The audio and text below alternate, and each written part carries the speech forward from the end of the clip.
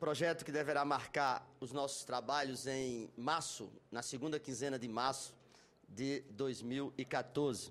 Item extra-pauta foi entregue à competência do senador Antônio Carlos Valadares, ao seu trabalho, sua dedicação a este assunto que mexe com todos nós, pais, filhos, cidadãos, Sistema Nacional de Políticas Públicas sobre Drogas e condições de atenção aos usuários ou dependentes de drogas para tratar do financiamento das políticas sobre drogas. O projeto de lei é o número 37 de 2013, não terminativo.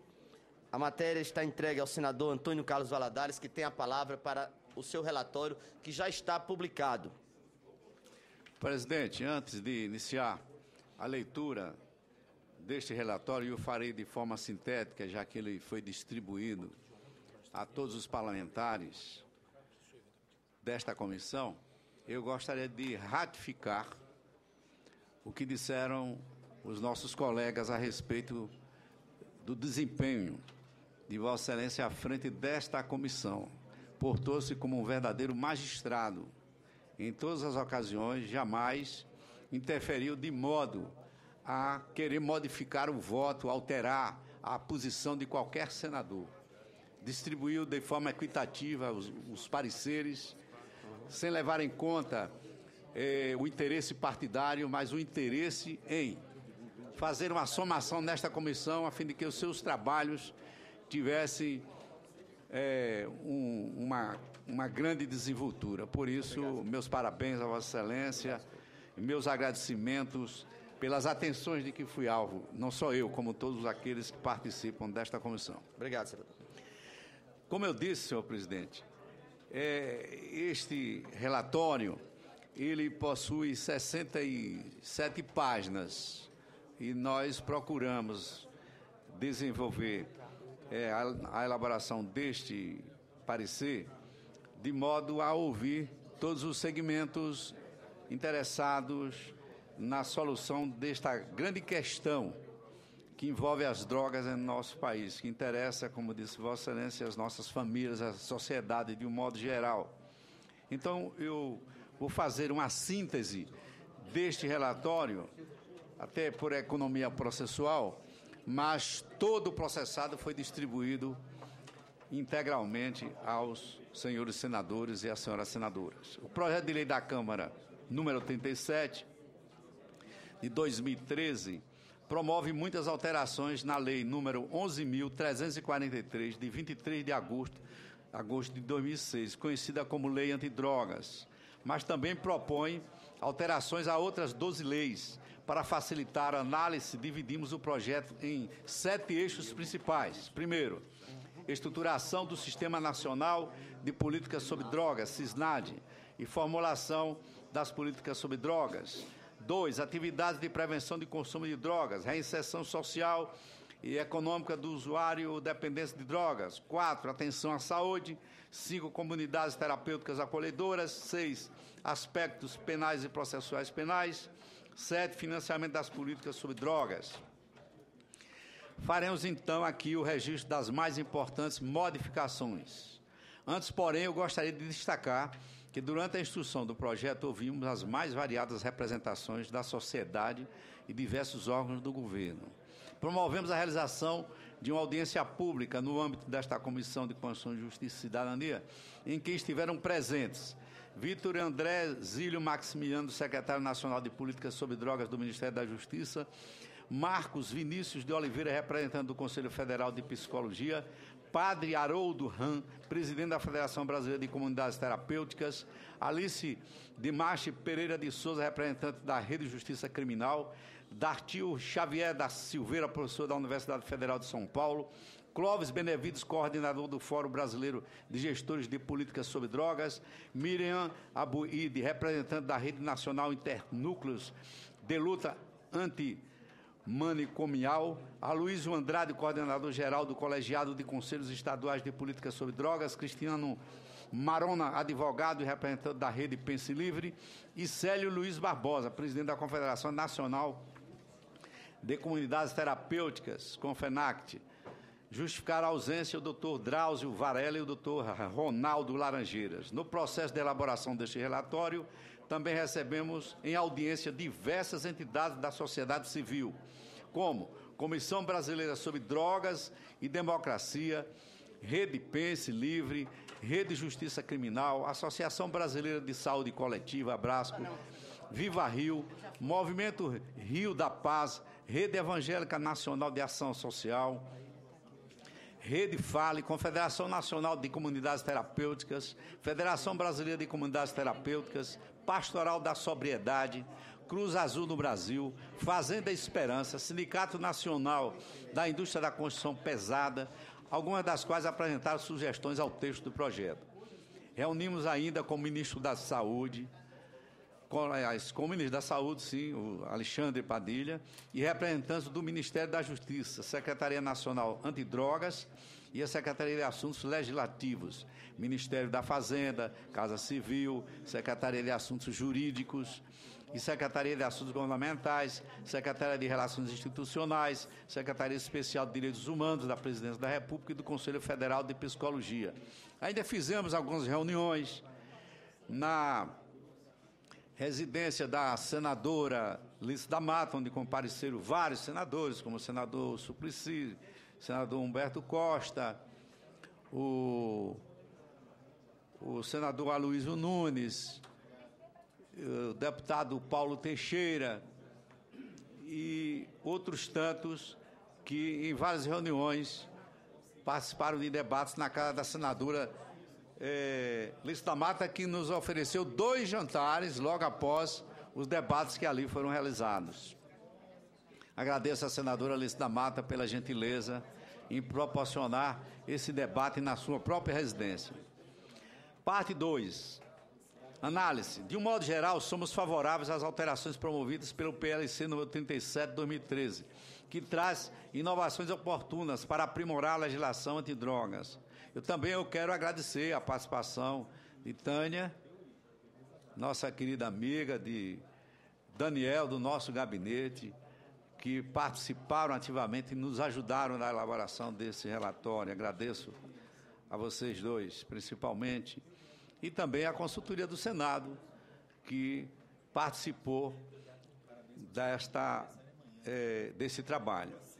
O crescimento alarmante do uso de drogas nos últimos anos, em especial do crack, torna urgente a necessidade de o poder público dar uma resposta mais efetiva para o problema.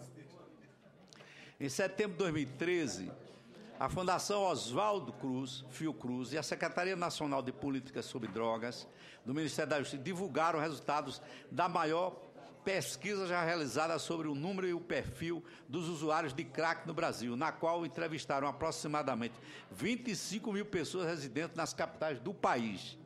Os números apontam que existem cerca de 370 mil usuários de crack ou similares, pasta base, Merla e Oxy, nas 26 capitais e no Distrito Federal, dos quais 50 mil são crianças ou adolescentes. O número de usuários de drogas ilícitas em geral, exceto maconha, é 4 vezes maior, 1 milhão de pessoas. O Nordeste foi a região que apresentou em suas capitais o maior quantitativo de usuários do crack ou similares, 148 mil pessoas, das quais 28 mil crianças e adolescentes. Segundo a mesma pesquisa, os usuários de crack são, em sua maioria, adultos jovens do sexo masculino, não brancos, que sobrevivem de trabalhos eventuais, bicos ou como autônomos. O tempo médio de uso identificado é de 91 meses, quase 8 anos nas capitais, e 59 meses, 5 anos nas demais cidades. E a quantidade média usada varia de 16 pedras nas capitais e 11 pedras em outras cidades por dia. A análise do perfil dos usuários de crack revelou que 80% deles querem tratamento para deixar o consumo. Esse quadro revela a oportunidade de se aprimorar o enfrentamento à questão das drogas, com foco no atendimento ao usuário, sem olvidar das ações preventivas e repressivas, como bem faz o PLC número 37. A Organização dos Estados Americanos, OEA, tem enfatizado a necessidade de os países tratarem o consumo de drogas definitivamente como uma questão de saúde pública. que os usuários não sejam tratados como delinquentes ou bandidos ou cúmplices do narcotráfico, nem submetidos a prisões ou a sanções restritivas da liberdade, mas que possam ter acesso ao tratamento em todos os níveis de atenção geral e especializada do sistema de saúde. A Comissão Global de Políticas sobre Drogas, composta por 7 ex-presidentes da República de diferentes países e diferentes grandes líderes mundiais, presidida pelo ex-presidente Fernando Henrique Cardoso,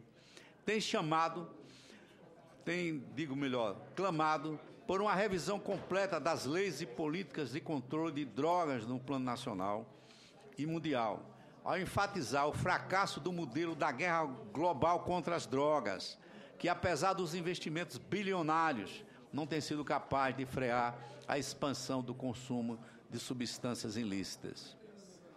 O projeto de lei da Câmara, sob análise, busca oferecer alternativas para melhorar a estrutura do atendimento aos usuários ou dependentes de drogas e suas famílias.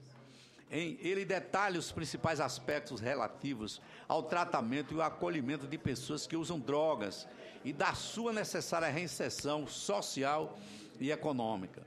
O projeto também dispõe sobre a articulação das ações realizadas nas 3 esferas de poder, federal, estadual e municipal, que são de fundamental importância para o êxito das políticas de enfrentamento às drogas. Outros aspectos tratados incluem ações preventivas de riscos associados ao uso de drogas, ações repressivas ao tráfico, pelo endurecimento de penas e por alterações nos procedimentos processuais de apreensão e alienação de bens e destruição de drogas apreendidas, mecanismos de financiamento e auxílio financeiro a projetos relacionados à atenção a usuários de droga. O texto da proposição é bem extenso e trata a política sobre drogas em suas diversas dimensões. Passaremos, então, a analisar os principais eixos do projeto. Primeiro, da estruturação do SISNAD e da formulação das políticas públicas sobre drogas. O projeto reestrutura o Sistema Nacional de Políticas Públicas sobre Drogas, estabelecendo competências específicas a cada ente da federação. A União, com as atribuições de formular e coordenar o SISNAD, formular a Política Nacional de Drogas, promover a integração da política de estados e municípios, instituir e manter o Sistema Nacional de Informações sobre Drogas, combater os crimes transfronteiriços, entre outras. O Estado, atuando prioritariamente na atenção à saúde, no acolhimento, reinserção social e econômica de usuários e dependentes, além de formular a política estadual sobre drogas. Os municípios agindo com prioridade em programas de prevenção e desenvolvendo a política municipal sobre drogas.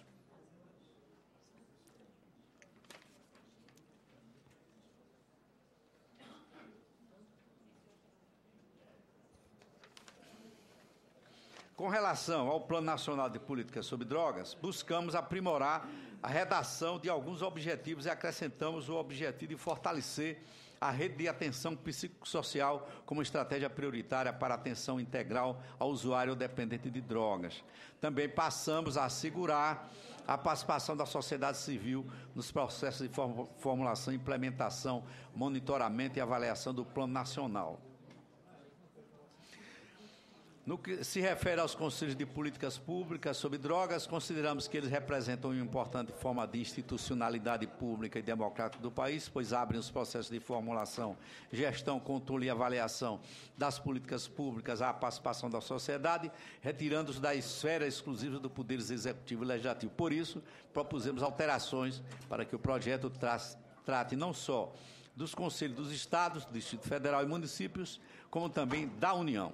Outra alteração, quanto aos conselhos de políticas sobre drogas, atende à sugestão do Colégio de Presidente do Conselho Estadual de Políticas sobre Drogas, para permitir que cada ente federado, mediante lei própria, confira poder normativo aos conselhos.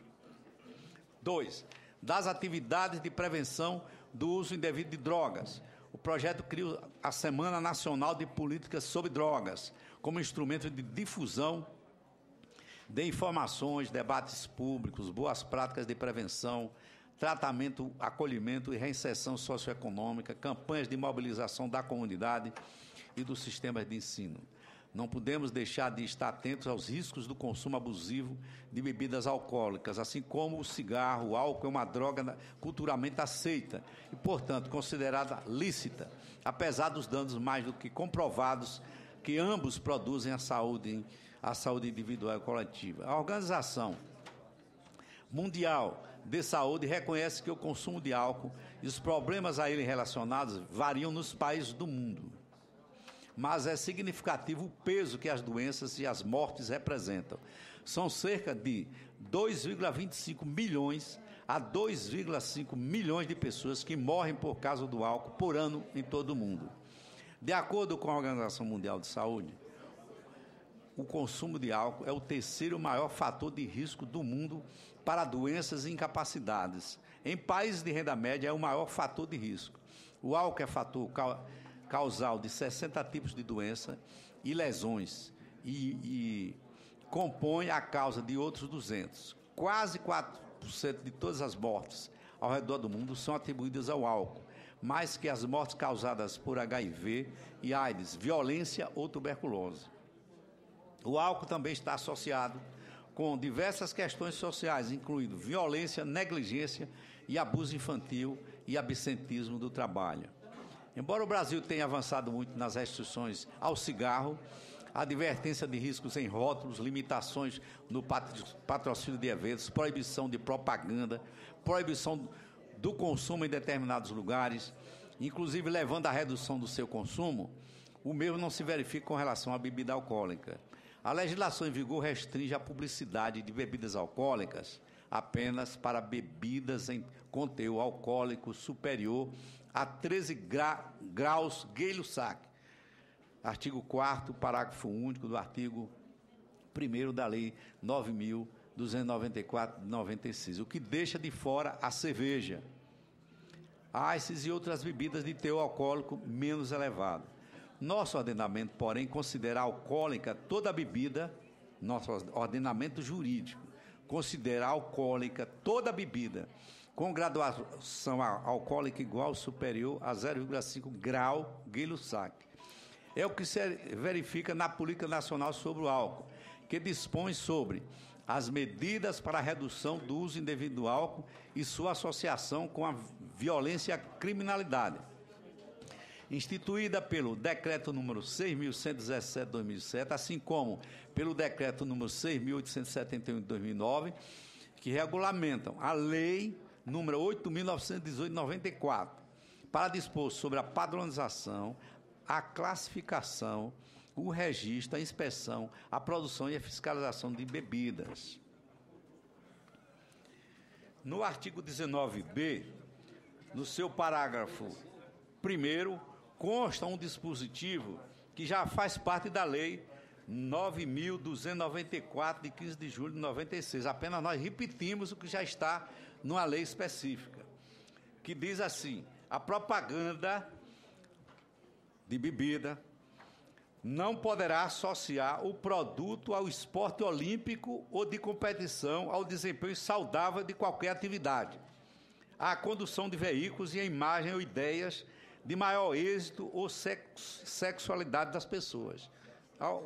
Houve um colega nosso, um senador, que veio me procurar dizendo que isso era um absurdo, que no Brasil fizesse essa restrição. Eu digo, mas aí eu mostrei ao senador que a lei atual já identifica essa proibição. Eu não estou inventando nada, estou incluindo um artigo de uma lei já existente na lei antidrogas. O que buscamos ampliar no PLC 37 de 2013, portanto, é apenas a abrangência para todas as bebidas alcoólicas, da restrição já existente para bebidas com mais de 13 graus de teor alcoólico.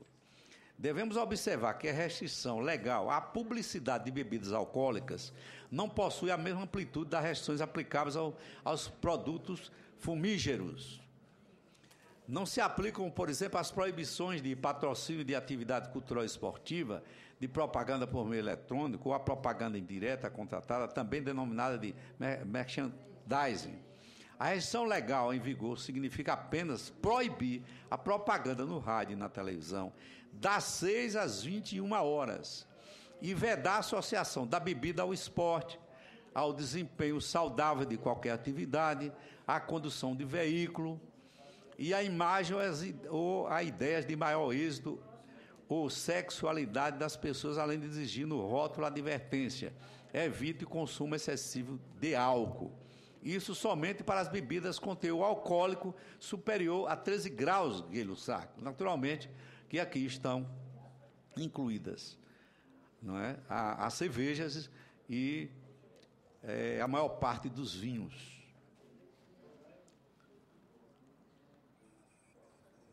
Como também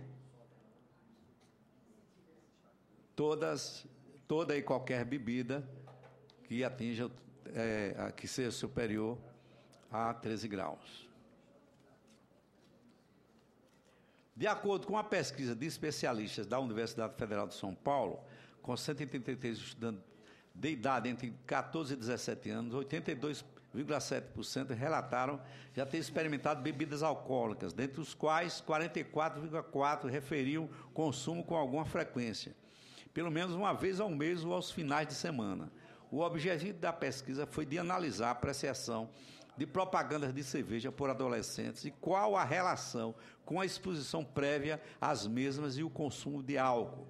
Dos adolescentes entrevistados, 79% assistiram previamente pelo menos uma das 32 propagandas exibidas durante a pesquisa. Segundo os pesquisadores, a exposição à publicidade e a atratividade da publicidade de bebidas alcoólicas estão relacionados com a maior expectativa de consumo futuro e com um consumo maior e mais precoce, principalmente entre adolescentes e adultos. Vale mencionar que o Ministério Público de São Paulo iniciou uma campanha para mobilizar a sociedade em torno deste assunto, que atinge os interesses da criança e dos adolescentes expostos diariamente à propaganda da cerveja, intitulada Cerveja Também é Álcool.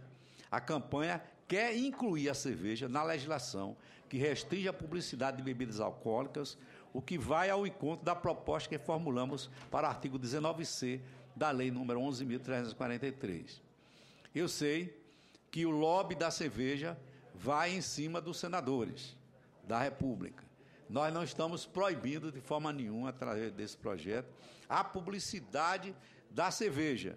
Apenas restringimos que a sua publicidade seja feita a partir das 21 horas até às 6 da manhã. E hoje, esse tipo de publicidade está totalmente liberada, sem nenhuma restrição, o que nós consideramos um perigo para as nossas crianças. Da reinserção social e econômica. A lei em vigor define as atividades de reinserção social do usuário ou do dependente de drogas como aquelas direcionadas para a sua integração ou reintegração em redes sociais. No campo da educação, o PLC estabelece que as pessoas atendidas por órgãos integrantes do SISNAD terão atendimento nos programas de educação profissional e tecnológica, educação de jovens e adultos e alfabetização. Prevê também que, mediante instrumentos de cooperação, as escolas dos Serviços Nacionais de Aprendizagem, SENAI, SENAC, SENAI e SENAT, poderão ofertar vagas aos usuários do Sistema Nacional de Políticas Públicas sobre Drogas. No mesmo sentido, os estabelecimentos de qualquer natureza poderão ofertar vagas de aprendizes a adolescentes usuários do SISNAD, conforme o respectivo instrumento de cooperação. Com relação à reinserção pelo trabalho de pessoas atendidas pelas políticas sobre drogas, o projeto reserva 3% das vagas em empresas vencedoras de licitações em obras públicas, que geram mais de 30 postos de trabalho. O postulante à vaga deve estar cumprindo o seu plano individual de atendimento e deve abster-se de uso de drogas. Consideramos que a referida cota em obras públicas dificultará os processos de licitações públicas, que já são complexos, burocratizados e apresentam questões das mais diversas ordens. A criação das cotas encarecerá o processo para o poder público, onerando de modo ineficiente os contratos das obras públicas. Ademais, Em muitos casos, as obras públicas serão realizadas em localidades distantes do serviço da rede de atenção psicossocial, o que pode dificultar ainda mais quando não comprometer completamente a eficácia no tratamento da dependência de drogas. Existem maneiras de promover a reinserção social, atribuindo menores custos à sociedade, como por meio de incentivos econômicos e programas específicos de inserção no mercado de trabalho, com os quais poderão colaborar os setores públicos e privados. É nesse sentido que acolhemos sugestão do governo federal para propor que os órgãos integrantes do SISNAD encaminhem o usuário ou dependente de drogas submetidos a tratamento ou acolhimento ao Sistema Nacional de Empregos, o SINE, e a programas de inserção no mercado de trabalho. Tais programas deverão contemplar estratégias específicas de atendimento aos usuários ou dependentes de drogas, inclusive priorização na contratação de mão de obra para obras e serviços públicos terceirizados, visando sua efetiva reinserção social e econômica. Acrescentamos o dever desses programas assegurar a proteção de sua intimidade contra qualquer forma de discriminação ou preconceito por sua condição de usuário ou dependente de drogas, a fim de se evitar o estigma e facilitar o processo de reinserção social e econômica da pessoa. Dá atenção à saúde do usuário ou dependente de drogas, trata também tratar o consumo e o abuso de drogas no âmbito da saúde e não da justiça criminal, exige do Estado uma estrutura de atenção capaz de lidar com o problema em torno às suas dimensões. A dependência de drogas deve ser tratada como uma doença crônica, resultante de uma série de fatores biológicos, psicológicos e sociais. Permita, senador Antônio Carlos Valadares, para interromper por um instante e comunicar que, infelizmente, tivemos uma triste notícia que o nosso colega senador João Ribeiro faleceu, senador por Tocantins, e então soubemos em instantes que ele faleceu, acho que nestas últimas horas. Então queria comunicar isto e transmitir à sua família e a todo o povo de Tocantins os nossos sentimentos de pesar. Eu também queria somar a Vossa Excelência e apresentar nossas condolências à família do nosso senador, João Ribeiro, que aqui teve um comportamento realmente importante para o seu Estado. Ele que estava se recuperando, estava otimista quanto à sua saúde e, lamentavelmente, veio a falecer em decorrência do mesmo tratamento a que se submeteu durante 2 anos. É uma pena que o senador João Ribeiro, um homem tão bom, um senador tão ativo, desapareça do nosso meio. Continuando, senhor senador Suplicy, podemos mencionar, por exemplo, os protocolos técnicos de tratamento a serem dispostos em âmbito nacional pela União e as garantias em relação às internações, como a de que só poderão ser feitas em hospitais gerais, dotados de equipes multidisciplinares, que deverá ser autorizada por médico registrado no CRM do mesmo Estado, e o prazo mais de 90 dias para a internação voluntária. O dever de comunicação ao Ministério Público, à Defensoria Pública e a outros órgãos de fiscalização, o sigilo das informações, entre outras garantias já relatadas. Do ponto de vista jurídico, devemos considerar que o dependente de drogas que chega ao ponto de necessitar ser compulsoriamente internado está em estágio de sério comprometimento de suas funções cognitivas, podendo agir em prejuízo de sua própria integridade física. Só aí é que se pode justificar a intervenção excepcional do Estado na esfera do indivíduo, sem ferir o núcleo essencial de direitos fundamentais, como a liberdade de autodeterminação, o direito à intimidade e à vida privada e a garantia do devido processo legal. O Escritório das Nações Unidas para Drogas e Crime, em documento elaborado em conjunto com a Organização Mundial de Saúde, em 2008, descreveu 10 princípios gerais que orientam o tratamento da dependência de drogas, entre os quais faz a seguinte recomendação. Abro aspas. Como em qualquer procedimento médico, em geral, o tratamento para a dependência de drogas, seja psicológica ou farmacológica, não deve ser forçada ao paciente. Apenas em situações excepcionais de crise, com alto risco para o paciente ou terceiros, o tratamento compulsório deve ser ordenado em condições e com duração especificadas em lei. Fecho aspas. Então, a internação involuntária será reservada apenas para situações em que não reste alternativa e sirvam para proteger o próprio dependente. O uso indiscriminado desse instrumento contraria não só a Constituição, como a lógica da própria Lei número 11.343 de 2006, que define entre os princípios e diretrizes das atividades de prevenção o fortalecimento da autonomia e da responsabilidade. Não podemos olvidar que, no âmbito do tratamento, o dependente de drogas não está isento de responsabilidade que lhe compete no esforço de melhora. Entre as alterações que propusemos, uma visa a estabelecer que a internação involuntária só ocorrerá após a utilização de outras possibilidades terapêuticas. O projeto dispõe que a internação involuntária será indicada na hipótese comprovada da impossibilidade de utilização de outras alternativas terapêuticas, o que, a nosso sentir, não protege adequadamente os direitos da pessoa em tratamento. Outra alteração busca assegurar que a família possa interromper a internação involuntária, quando não houver risco imediato de vida para si ou para terceiros avaliado pelo médico. O texto do projeto permite entender que a família apenas poderia requerer a interrupção do tratamento ao médico, que em qualquer circunstância decidiria sobre a interrupção. Incluímos também a possibilidade de serviços públicos da área de saúde ou da assistência social solicitar ao médico o término da internação involuntária, medida que visa a proteção, especialmente de pessoas mais carentes e sem vínculos familiares. Cabe ainda referirmos à inclusão de um novo artigo 23b ao projeto, especificando um rol de direitos fundamentais dos dependentes de drogas no que tange a atenção à saúde.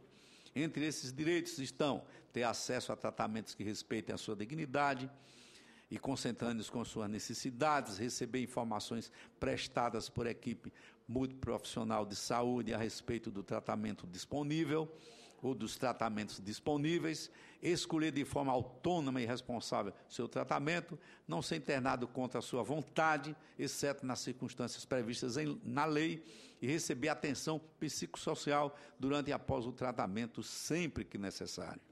Ter a presença médica para esclarecer a necessidade ou não de sua hospitalização involuntária. Ser tratado em ambiente terapêutico pelos meios menos invasivos possíveis e, preferencialmente, em serviços comunitários de saúde mental.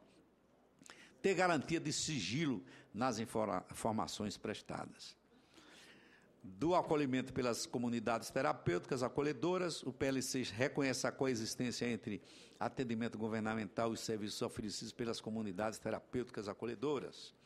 Esse recolhimento é justo, pois essas entidades desenvolvem o trabalho de acolhimento, em alguns casos, há mais de 30 anos, e não se pode negar que elas surgiram para suprir uma necessidade real e urgente da sociedade no vácuo de uma ação do Estado em face de uma omissão histórica do poder público. Também não podemos fechar os olhos para a relevância dos serviços que prestam a usuários e diretamente a toda a sociedade. Buscamos aprimorar o texto para eliminar qualquer ambiguidade que possa haver na caracterização das comunidades terapêuticas acolhedoras, de modo que reste claro que não se caracterizam como unidades de saúde. Nesse sentido, propusemos as seguintes alterações. Especificamos que os projetos terapêuticos oferecidos têm como principal instrumento a conveniência, ou digo melhor, a convivência entre os pares. Esclarecemos que as comunidades terapêuticas deverão se articular com o SUS e o SUAS para garantir a integridade da atenção à saúde e preparar o processo de reinserção social da pessoa acolhida. Asseguramos à comunidade terapêutica uma prioridade na utilização da rede de atendimento do SUS, como previsto no projeto, mas conforme o fluxo organizativo e institucional estabelecido pelo SUS.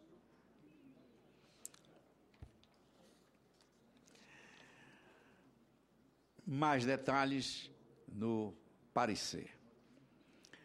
Dos aspectos penais e processuais penais. A Lei de Drogas, em vigor, que data de 2006, aumentou o rigor penal contra o tráfico, elevou a pena mínima de 3 para 5 anos, vedou a conversão das penas em restritiva de direitos, penas alternativas, impediu a liberdade provisória, endossou o que já previra a lei dos crimes hediondos, Lei 8.072 de 90, de mais tempo de cumprimento da pena para a concessão de livramento condicional, 2/3 da pena ou 3/5 se reincidente, sendo que para os demais crimes é de 1/3 ou a metade se reincidente, vedando para o reincidente específico. O resultado das escolhas políticas de 2006 pode ser sentidos atualmente em números que evidenciam sua trágica ineficiência.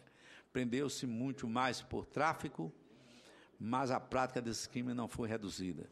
De 2007 a 2010, o número de presos por tráfico de drogas aumentou de 62%, de 65.494 para 106.491, 62%, o que, por sua vez, representou 20% de todos os presos brasileiros, contra 10% em 2006. Nesses 3 anos, o tráfico de entorpecentes ultrapassou o crime de roubo qualificado, como tipo penal mais comum nas prisões. Atualmente, há em nosso sistema aproximadamente 550 mil presos, dos quais 138 mil, ou 25%, por crimes relacionados a drogas. A população carcerária feminina é particularmente afetada por esse fenômeno. Em 2006, havia 5.800 mulheres presas por tráfico. Em 2012, 14 mil. Hoje, a prisão por tráfico representa cerca de metade de toda a população carcerária feminina. Dados do Infopem. A propósito da taxa de encarceramento no Brasil, verificamos que ela triplicou nos últimos 16 anos. A proporção que era de 1 preso para cada dos 127 adultos, em 95 está em 1 preso para cada 262 adultos. Já é a terceira maior taxa entre os 10 países mais populosos do mundo. Chegamos a um momento em que é preciso colocar em questão até que ponto a sociedade suporta o esforço de abrir novas vagas nesse ritmo de crescimento do número de prisões. A taxa de ocupação dos presídios já atinge 177%, ou seja, está próxima do dobro da capacidade. Com a consciência de que não se pode abrir mão das prisões, é preciso questionar, inclusive, se o encarceramento excessivo é eficiente no combate ao crime. E quais alternativas podem existir para a ressocialização do condenado e sua reinserção produtiva no mercado de trabalho. Apesar do quadro de superencarceramento, vários indicadores de criminalidade continuaram aumentando. De 1990 a 2010, os homicídios aumentaram 23% na proporção por 100 mil habitantes. O tráfico de drogas não foi controlado. Tampouco temos verificado a redução do consumo de drogas. Ao contrário, o tráfico introduziu o crack no Brasil. E nos últimos anos, essa droga tornou-se uma realidade em pelo menos 70% dos municípios do nosso país, segundo o levantamento da Confederação Nacional dos Municípios. O consumo de cocaína no país também cresceu substancialmente nos últimos 6 anos, de 0,7% para 1,75% da população entre 15 e 64 anos, segundo o relatório mundial sobre drogas de 2013 do Escritório das Nações Unidas sobre Drogas e Crime. É sabido que a rede de tráfego de drogas opera de forma organizada e hierarquizada, envolvendo diferentes graus de participação e importância. Há envolvimentos absolutamente engajados e com domínio do fato final, mas também há envolvimentos marginais e até insignificantes de pessoas facilmente substituíveis em caso de morte ou prisão e que nada interferem na estrutura final da organização criminosa. A lei penal, porém, não tem gradação. A conduta, ora, se caracteriza como de consumo pessoal, ensejando penas diversas, da privativa de liberdade, ora, como tráfico, levando à reclusão e equiparação ao crime hediondo. Em 2009, pesquisadores da Universidade Federal do Rio de Janeiro e da Universidade Federal de Brasília analisaram 730 sentenças judiciais de primeira instância, 128 acórdãos de tribunais do Rio de Janeiro e do Distrito Federal, 103 acórdãos do STJ e decisões do STF que tinham por objeto crimes de drogas. Então, eles identificaram que, em 89% dos casos, o réu foi preso em flagrante. Em 62%, o condenado por tráfico de drogas respondeu sozinho ao processo. Quando houve concurso de agentes, em 87% dos casos, não houve quadrilha ou bando, ou seja, a atuação se deu entre 2 ou 3 pessoas. Em 55% dos casos, os réus eram primários. E em 46% dos casos foi aplicada a causa de diminuição da pena prevista no parágrafo 4º do artigo 33, que é agente primário de bons antecedentes, que não se dedica à atividade criminosa nem integra a organização criminosa. Em 2011, o Núcleo de Estudos da Violência da Universidade de São Paulo confirmou o diagnóstico acima mencionado, registrando que na cidade de São Paulo prevalecem as prisões em flagrante por patrulhamento de rotina da Polícia Militar. Em resumo, o que os dados acima evidenciam é que o sistema de justiça criminal incide muito seletivamente, tendo como alvos principais os jovens, pobres, não brancos e primários, que são presos sozinhos, no flagrante, sem porte de arma e com pequena quantidade de droga, tendo como única testemunha presencial o próprio policial que efetuou o flagrante. Essas condenações e políticas de repressão às drogas concentradas no varejo do tráfico não chegam a incomodar a estrutura desse mercado. E, ao contrário, parecem fortalecê-la, ao submeter jovens pequenos traficantes a longos períodos nas prisões brasileiras, notoriamente conhecidas como escolas do crime. A exposição dessa juventude ao ambiente penitenciário não nos traz qualquer perspectiva de produzir bons resultados no combate ao crime organizado. Permita, senador Antônio Carlos Valadares, Vossa Excelência mencionou há pouco que o Brasil, desse jeito, poderá até ultrapassar a Rússia, que nos últimos 2, 3 anos conseguiu diminuir a sua população carcerária. E há, inclusive, uma boa notícia hoje, uma decisão tomada pelo parlamento russo. Resolveu anistiar todos os componentes do Greenpeace que haviam sido detidos por estar ali realizando uma manifestação em favor do meio ambiente no mar ali junto à Rússia, inclusive para a nossa brasileira Vera Lúcia, né? Acho que então, quem sabe Vossa Excelência, com essa vontade de diminuir a população carcerária no Brasil, está apresentando boas propostas, só para dar mais uma boa notícia. Agradeço a Vossa Excelência o estímulo e a boa notícia. O projeto de lei da Câmara, sob análise, promove 2 inovações significativas para a esfera penal. A primeira larga a concepção de tráfico privilegiado para incluir os agentes que praticam o crime com pequena quantidade de drogas e sob outras circunstâncias de fato que demonstram um menor potencial lesivo da conduta. Considerando que a Lei 11.343 de 2006 não trouxe instrumentos que permitam ao juiz diferenciar, aqui onde está a grande questão que nós debatemos tanto na casa da senadora Lícia da Mata, e é uma questão mundial hoje, diferenciar, né, o usuário do traficante.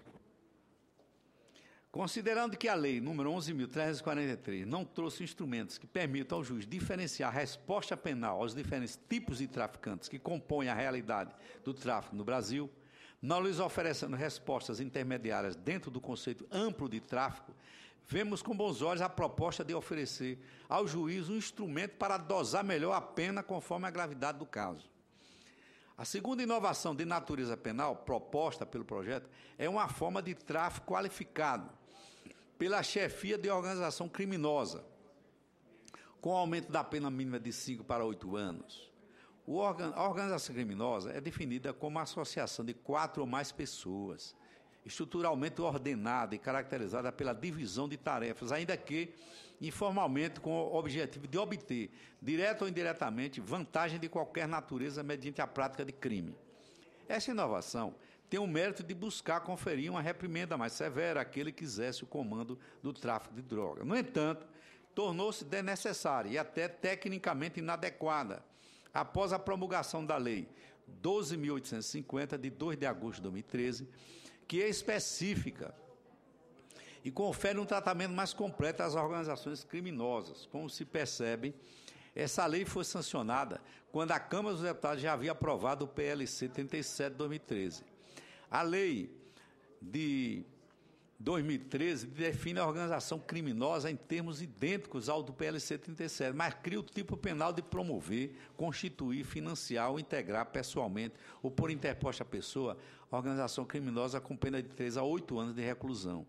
Prevê o agravamento da pena para quem exerce o comando da organização criminosa e há causas de aumento de pena que podem majorá-la em até 2/3 se houver emprego de armas de fogo, se envolver criança, adolescente ou funcionário público, se os lucros forem destinados ao exterior, entre outras hipóteses. Dessa forma, com a lei vigente, a punição aplicada ao chefe do tráfico poderá, em tese, ser até mais dura do que a pretendida pelo PLC 37, considerando o concurso material dos crimes de tráfico de drogas e chefia de organização criminosa.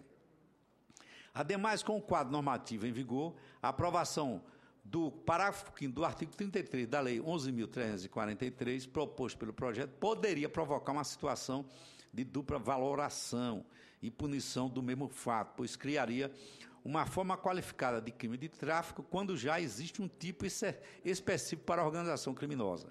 Incorreríamos em inconstitucionalidade por violação ao princípio ne bis in idem, amparado por nossa ordem constitucional e consagrado pelo Pacto Internacional dos Direitos Políticos da ONU, que impede que um indivíduo seja processado ou punido 2 vezes por uma mesma prática delituosa. O PLC 37 deixa de promover outras alterações de natureza penal que, na atual quadra, são necessárias.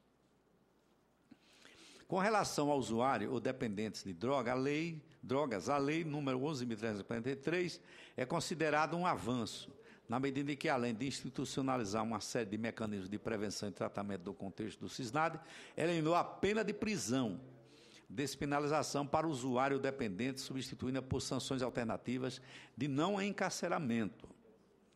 Essa alteração denota uma mudança importante na abordagem do tema, que passou a ser tratado mais como uma questão de saúde do que criminal, não obstante a lei tenha mantido a conduta como ilícito penal. A Lei nº 11.343 tipificou as condutas relacionadas ao consumo pessoal de drogas nos seguintes termos: quem adquirir, guardar, tiver em depósito, transportar ou trouxer consigo para consumo pessoal drogas sem autorização ou em desacordo com determinação legal ou regulamentar, será submetido às seguintes penas: advertência sobre os efeitos das drogas, prestação de serviço à comunidade e medida educativa de comparecimento a programa ou curso educativo. O parágrafo 2º do meu artigo traz os elementos que deverão ser considerados para determinar se a droga destinava-se ao consumo pessoal. Abro aspas. O juiz atenderá à natureza e à quantidade da substância apreendida, ao local e às condições em que se desenvolveu a ação, às circunstâncias sociais e pessoais, bem como à conduta e aos antecedentes do agente. Fecho aspas. Esses critérios revelam-se demasiadamente subjetivos, expressões de conteúdo indeterminado, como circunstâncias sociais e pessoais. Vem servindo para reforçar estereótipos e preconceitos com usuários de camadas sociais pobres e excluídas. Com base nesses termos indeterminados, o tratamento penal resulta diferenciado, ainda que a situação de fato seja idêntica. Uma pessoa presa com uma pequena quantidade de droga acaba sendo enquadrada como traficante em uma favela e como usuário em um bairro luxuoso. De modo que, atualmente, o aspecto mais relevante na diferenciação entre usuário e traficante é a condição socioeconômica do investigado. A porta da discriminação é aberta pela própria lei, ao permitir que o tráfico seja caracterizado não pela ação em si, mas por circunstâncias sociais e pessoais do acusado. A questão tem despertado a preocupação, não só de pesquisadores, que atribuem essa ampla margem de subjetividade o aumento das taxas de encarceramento por crimes associados a drogas, a partir de 2006, como de juristas, inclusive membros da nossa mais alta corte. No último dia 13 de novembro de 2013, o ministro do Supremo Tribunal Federal, Luiz Roberto Barroso, ao proferir o seu voto sobre os embargos de declaração no âmbito da ação penal no 470, mensalão, afirmou que a Justiça toma decisões de forma seletiva, dependendo da classe social do réu.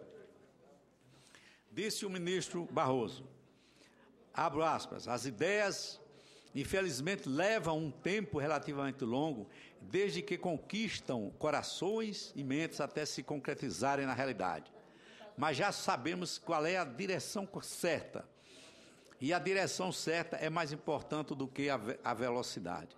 No tocante ao direito penal, este processo também pode se transformar em um momento de reflexão. É uma área em que o direito brasileiro está desarrumado, tanto do ponto de vista filosófico quanto normativo. Quanto de direito penal? Para quem o direito penal? Temos milhares de condenados por pequenas quantidades de maconha e pouquíssimos condenados por golpes imensos na praça.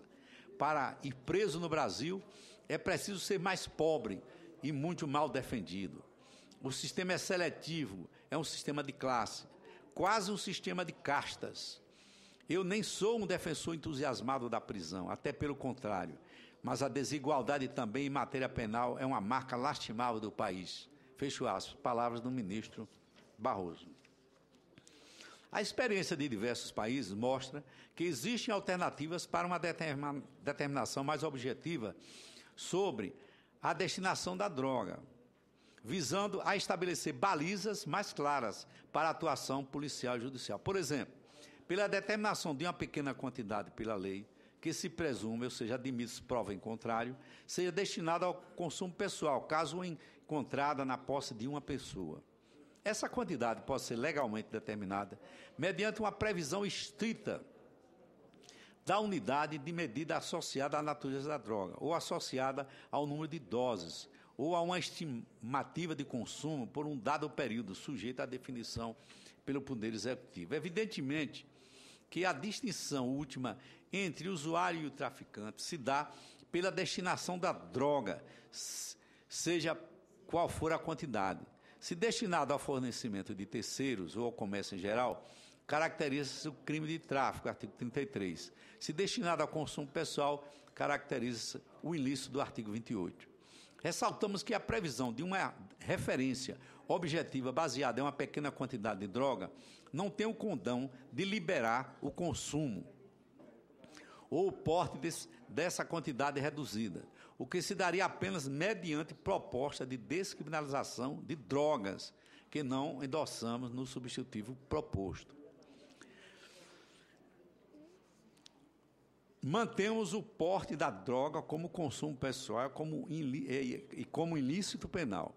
O que buscamos apenas é criar um referencial mais simples e direto aos aplicadores da lei, a fim de incentivar que o crime de tráfico passe a ser caracterizado com mais clareza, quando envolvendo pequena quantidade de droga. Para isso, adotamos a previsão de quantidade suficiente para 5 dias de consumo médio individual, a ser definido pelo Poder Executivo da União, conforme o tipo de droga, seguindo a proposta formulada pela Comissão de Juristas, que foi instalada em 2011, para elaborar um anteprojeto do Código Penal, resultando na apresentação do PLS 236/2012. Ao contrário do projeto do novo Código Penal, no entanto, não endossamos a proposta de descriminalizar o porte de drogas para consumo pessoal. E eu sei que no futuro, essa descriminalização acontecerá, como está acontecendo em diversos países, inclusive no Uruguai, em Portugal e tantos outros.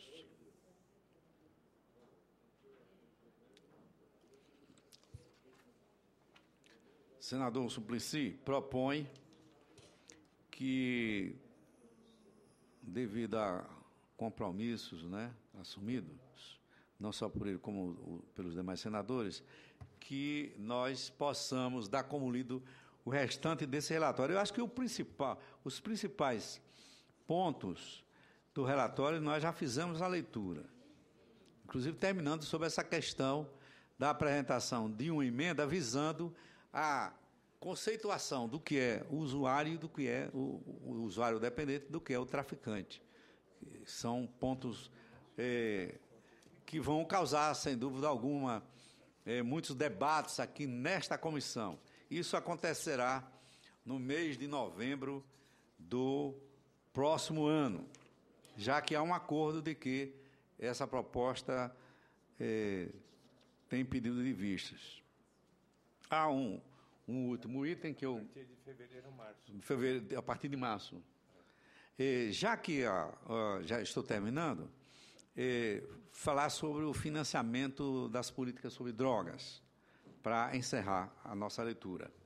Acolhemos a sugestão do governo federal para que seja facultada à pessoa física, a partir do ano calendário 2014 até o ano calendário 2018, a opção de deduzir do imposto sobre a renda os valores correspondentes às doações diretamente efetuadas no apoio a projetos de construção e manutenção de instituições de recuperação de usuário dependente de drogas, apresentados por entidades habilitadas, sendo que tais deduções serão limitadas a 30% do valor das doações, aplicadas ao modelo completo de declaração de ajuste anual e no limite de 6% do valor do imposto devido. Proposta do governo federal que nós incluímos no novo projeto. Suprimimos também, a pedido do governo, as alterações da lei do FUNAD, considerando que o PLC já estabelece mecanismos de destinação de recursos do fundo aos estados e ao Distrito Federal, seja na forma de bens àqueles que foram apreendidos no tráfico, seja na forma de convênios para repasse de valores arrecadados de sua alienação para a implementação e execução de programas relacionados à questão das drogas. Por todo o exposto, senhor presidente, votamos pela constitucionalidade, juridicidade e regimentalidade do projeto de lei número 37 de 2003, naturalmente com todas as alterações que aqui fizemos, e a sua aprovação, né, na forma de substitutivo. Esperamos, então, que no decorrer desse período, os senhores senadores e a senhora senadora se debrucem sobre a matéria, apresentem novas sugestões e estaremos sempre abertos a tudo aquilo que for bom para uma lei antidrogas representativa do interesse da nossa sociedade. Obrigado, senhor presidente.